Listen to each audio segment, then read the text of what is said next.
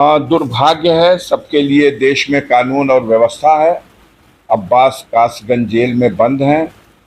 उनकी कई दो तीन चार मुकदमा तो मऊ में चुनाव के दौरान उनके खिलाफ लिख दिया गया, आचार संहिता उल्लंघन का। दो तीन मुकदमे और उनके ऊपर हैं। जब वो नेशनल चैंपियन हुआ था, गोल्ड मेडल मिला था उसको निशानाबाजी में, तो उसने अपने लाइसेंस को, जो यूपी का लाइसेंस था, दिल्ली ट्रांसफ़र करा लिया था। उसमें क्या कमियां रह गई उसको आधार बना के एक मुकदमा, एक वहाँ की लखनऊ की एक ज़मीन को लेके एक मुकदमा, एक गाज़ीपुर की किसी ज़मीन को लेकर मुकदमा, ये सब लिखवाया गया है।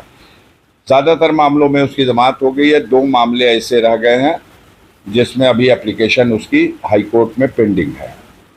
इसमें उसको शामिल कराने के लिए सीधा सा है कि पेरोल का नियम है कि पुलिस कस्टडी में किसी के परिजन की अगर इस तरह से मौत होती है तो उसके दाह संस्कार या मिट्टी में शामिल होने के लिए किसी को दिया जा सकता है।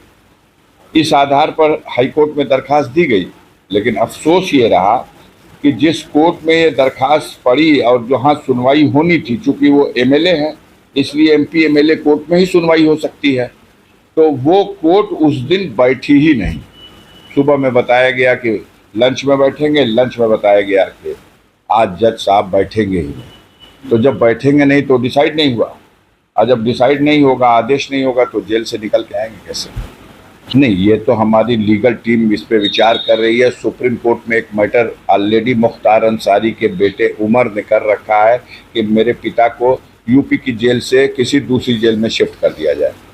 और पहले भी सुप्रीम कोर्ट ने जब पंजाब की रोपड़ जेल से भेजा था मुख्तार को यूपी की जेल में, तो उस वक्त ये डायरेक्शन दिया था कि इसके स्वास्थ्य संबंधी इलाज पर गंभीरतापूर्वक जेल सुपरिटेंडेंट को जिम्मेदारी निभानी है और आवश्यकता पड़े तो कहीं भी भेज के इलाज कराना है।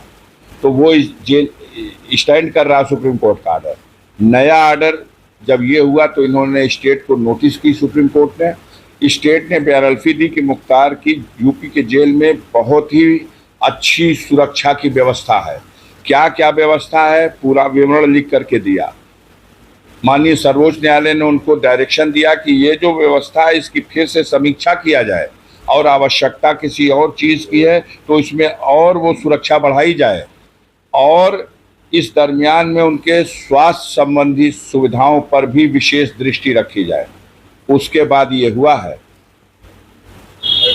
8 घंटे और 10 घंटे में व्यक्ति आता है, आईसीयू में भर्ती होता है, आईसीयू से वापस जेल में जाता है, जब वो व्यक्ति चलने फिरने की भी स्थिति में नहीं है। तो ये पूरा वेल प्लान्ड है और पूरी तरह से मिल करके इस तरह से ऐसा किया गया।